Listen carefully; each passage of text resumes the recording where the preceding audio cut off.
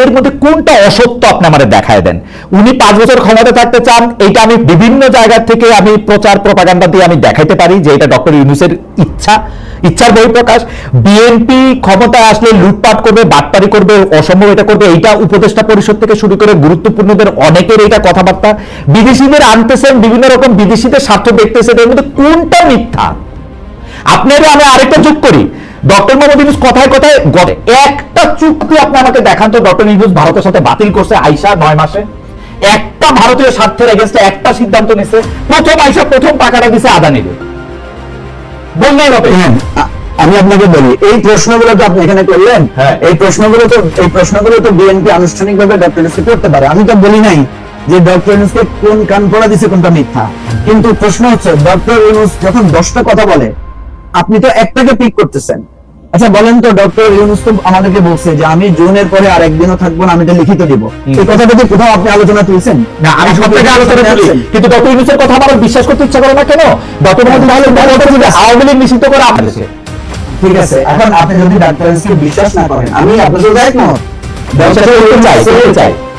Doctor ইউনূসকে আপনি বিশ্বাস করেন না, করতে চাই, বা ডক্টর ইউনূসের বিশ্বাস ভঙ্গের কারণ হয়েছে, এবং আপনি যেটা বলতেছেন যে ডক্টর ইউনূস 5 বছর থাকতে চান, ধরেন ডক্টর ইউনূস যখন দেখেন কেন কথাগুলো হয়, এটা আপনাকে বলি, কান পড়ে কেন বলি। খালেদা জিয়াকে যখন চিকিৎসার জন্য বাইরে গেছেন তখন একটা ব্যাপক প্রচারণা চালানো হয়েছে যে ডক্টর ইউনূস অর্থাৎ এই সরকার খালেদা জিয়াকে মাইনাস করে দিচ্ছে রাজনীতি থেকে। কিন্তু খালেদা জিয়া যখন ফিরে আসছে তখন এই কথাগুলো যারা বলেছিলেন, তাইভাবে আমি বলি ডক্টর ইউনূস যদি 2 মাস বা 3 মাসের মাথায় পদত্যাগ করেন, ক্ষমতা ছেড়ে দেন, তখন কি এটা প্রমাণ হবে যে উনি 5 বছর থাকতে চান নাই? না, নির্বাচন দিয়ে কোনো প্রমাণ হবে যে তিনি থাকতে চান নাই, থাকতে চান নাই। তখন এই যে আপনারা যারা বলছেন যে উনি, আপনি অনেক বিশ্বাস, আপনার অনেক দৃঢ়তা, উনি 5 বছর থাকবেন, তখন কি আপনারা সরি বলবেন? আমার এই বিশ্বাস না, তো আমি দেখতেছি যে প্রচার প্রপাগান্ডা করা হচ্ছে যে উনাকে অনেক লোক হ্যান্ডশেক করে, অনেক লোকে চায়, ডক্টর ইউনূসকে অনেক লোক চায়, এবং উনার প্রিয় দল বলে, উনার অ্যাপয়েন্টি দল বলে, এনসিপি বলে। আপনাকে গণতান্ত্রিক পক্ষ থেকে বলছি, যে কোনো কিছু কাউকে তো বলার সুযোগ আছে। বা আপনাকে যদি আমি বলি আপনি আমেরিকার দালাল, আমেরিকায় থাকেন, আমার এই বলার রাইট, আপনার এটা বলার রাইট আছে? রাইট আছে। আপনি এটাকে রাইট আকারে দেখেন, এটাকে আপনি তখন প্রমাণ করবেন, বা আপনি সেটাকে, আমার কথা হচ্ছে যে কে কি বললো, ঈদগাহে দাঁড়াইয়া 10টা লোক বা 100টা লোক বললো আপনাকে 5 বছরের জন্য চাই, ভাই এটা তো বলতে পারে। আমি আমার কথা আসতে হবে, আমি বলছি দেখেন এরকম কথা তো কালকে ডাক্তার জাহিদের ব্যাপারে বলতে পারে, ওনাকে কেয়ারটেকার আমি প্রধান হিসেবে চাই, এটাকে চাওয়ার অধিকার নাই? আমি যখন খুশি হবো আপনাকে চিফ ইলেকশন কমিশনার আর ডাক্তার জাহিদকে যদি প্রধান উপদেষ্টা বানানো হয়, আমি তো এটাতে খুব রাজি। আমিও খুব খুশি হব। মধুরা আমি একটু ডাক্তার জাহিদের কাছে আসি। ডাক্তার জাহিদ অনেক খুশখুশ করতেছে প্রশ্নটার জন্য। আমি ক্ষমতা রাখতে ক্ষমতা ছাড়েন, কিন্তু অনেকগুলি মন্তব্য, অনেক দর্শক আমাদের সঙ্গে আসেন লাইভে, একটা মন্তব্য না শোনার লোক, শোনানোর লোক মধুরা, আমি কিন্তু আপনি ক্যাপ্টেন বলে নেন। আচ্ছা, প্রথম কথা হচ্ছে যে আমরা ব্যারিস্টার ফুয়াদের বিভিন্ন বিষয়ে মন্তব্যের ব্যাপারে আমরা আমাদের পার্টি ফোরামে আলোচনা করেছি।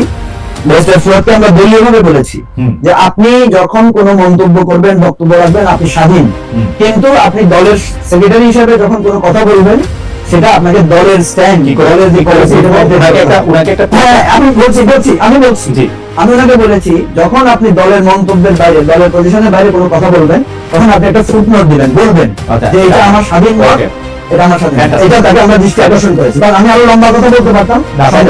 কেন আমি কোনো মহিলাকে বলতেছি যে ম্যান্ডেট নিয়ে যারা প্রশ্ন করে তারাই আসলে মানে কি প্রতিক্রিয়া, মানে তারাই অনেক খারাপ। যাই হোক, দেখুন কথা বলার স্বাধীনতা সবাই আছে, এটা একদম। আপনি দেখেন দর্শকের মধ্যে একজন একটা মন্তব্য এক পেশে, আপনারা 3জনই একই পেজে, 3জনই একই মতাদর্শী, আপনারা 3জনই একই ক্যারেক্টার থেকে প্রতিটি সরকারকে এক হাত নেন। আপনি সবাই বলে ভাই আমি গত সরকারের সত্যি এক হাত মানে নিতেই চাই, তো আপনি সবাই বলতে চান। যাই হোক, আপনার কথা ঠিক, কিন্তু কথা ঠিক না তাই না? আপনি যদি একটু বলতেন আর্মি কেন চলে গেছে, আপনি বলতে আগে আপনি কিছু বলেছেন, আমার যোগ করা সেনাবাহিনী বলছি, মানে অধিকার ছাড়িয়ে দেওয়া, অধিকার ধরিয়ে রাখার মতো বলে কথা বলা নাই। আমি মনে করি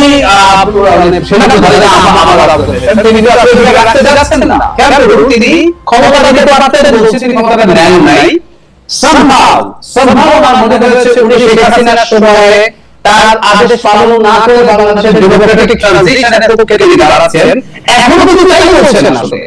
উনি একটা নির্বাচন চাইছেন, হ্যাঁ, উনি একবার একাধিকবার ইনক্লুসিভ নির্বাচন শব্দটা বলেছেন, তাতে আমরা ধরে নিতে পারি তাতে আওয়ামী লীগ থাকতে পারে, এরকম একটা আলাপ।